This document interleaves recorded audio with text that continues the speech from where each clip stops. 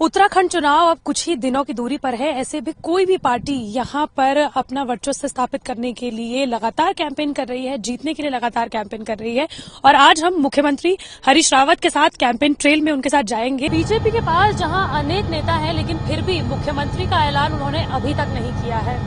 खैर, इस वक्त हम हैं हरदा के साथ, यानी कि हरीश दादा, जिसे कुमाऊनी में दादा कहते हैं, भाई कहते हैं, उनके साथ हैं और उनके इलेक्शन कैंपेन जो ट्रेल है उसको आज हम लोग फॉलो करेंगे। इस वक्त हम हरीश रावत, जो कि उत्तराखंड के मुख्यमंत्री भी हैं, उनके साथ हैं। हमारे साथ कुमारी शैलजा, जो है कांग्रेस की बड़ी नेता हैं, वो भी हमारे साथ हैं और इस वक्त हम उनके साथ हैं। हमने देखा कि आप चौपर में ही आपका नाश्ता भी हो रहा है। ऐसे में टफ होता है कि पूरे सुबह से लेकर शाम तक, और ये पूरा एक लगातार ये सीरीज चलती है। मैंने ये अभियान लगभग 1.5 महीने से स्टार्ट किया है और अभी तक मैं 250 जनसभाएं कर चुका हूं और अभी 35 जनसभाएं और करनी है। मैं चाहता हूं चुनाव के ऐलान के बाद भी मैं 70 विधानसभाएं हैं उन सबको छू लूं और अभी कुछ बाकी है। 2 विधानसभाओं से आप लड़ रहे हैं, किच्छा और हरिद्वार रूरल, तो क्या ऐसे में आप थोड़ा टफ लग रहा है या फिर टफ पड़ता है आपको? जब आप चुनाव लड़ते हैं तो मतदाता से कुछ न कुछ हल्का फुल्का सही आपको संपर्क को दोहराना पड़ता है।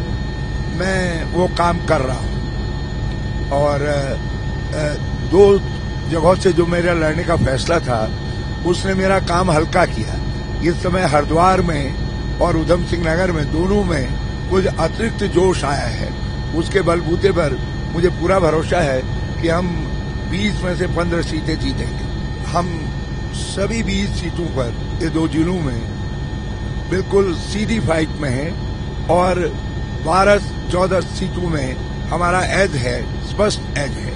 हम निश्चित तौर पर जीतते हुए दिखाई दे रहे हैं।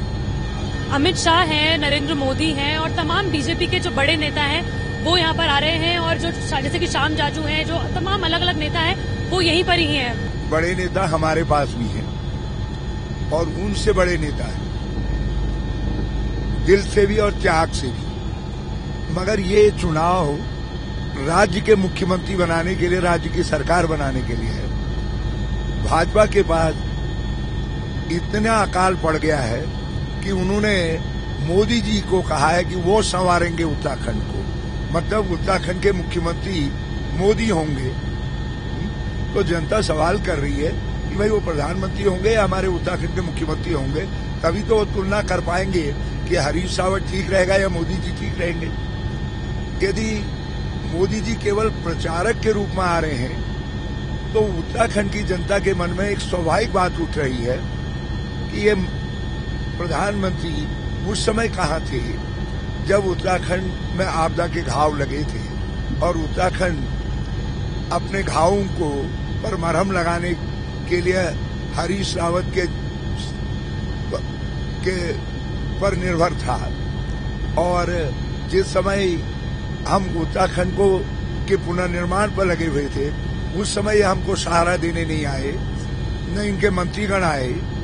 2.5 साल तक दूर रहे और आप चुनाव के लिए पूरा बैग एंड बैगेज लेकर के आ रहे हैं। आप यहाँ पर है उत्तराखंड में, राहुल गांधी जो है वो रैली भी कर रहे हैं, लेकिन वहीं बीजेपी अगर को देखा जाए तो अमित शाह, प्रधानमंत्री नरेंद्र मोदी से लेकर तमाम बड़े नेता जो हैं वो यहाँ पर आए हुए हैं, रैलियां कर रहे हैं। ऐसे में आप अपनी पोजीशन को यहाँ पर कैसे देखती हैं? भारत सरकार ने, मोदी जी की सरकार ने उत्तराखंड की सरकार को, यहाँ के लोगों को बिल्कुल अपने किस्मत पर छोड़ दिया। ना कोई मदद दी है, पहले कभी आए नहीं, आपदा आई तब सुध नहीं ली। आज जो आप कह रहे हैं कि तमाम यहाँ पर आ गए हैं, तो किस लिए आए हैं? सिर्फ लोगों के सामने गलत बात बोलने के लिए, सिर्फ वोट लेने के लिए? चुनाव के समय उन्हें अब उत्तराखंड याद आ गया है और पहले जब आपदा आई तब यहाँ के लोगों को अनाथ छोड़ दिया उन्होंने। तो ये इन बातों के इन सवालों के जवाब चाहिए यहाँ के लोगों को कि कहाँ गया भ्रष्टाचार, कहाँ गई वो बातें। और आज मोदी जी को इतना समय मिल रहा है, इनके शीर्ष नेताओं को इतना समय मिल रहा है कि वो यहाँ पर रोज आ रहे हैं, मीटिंग्स कर रहे हैं।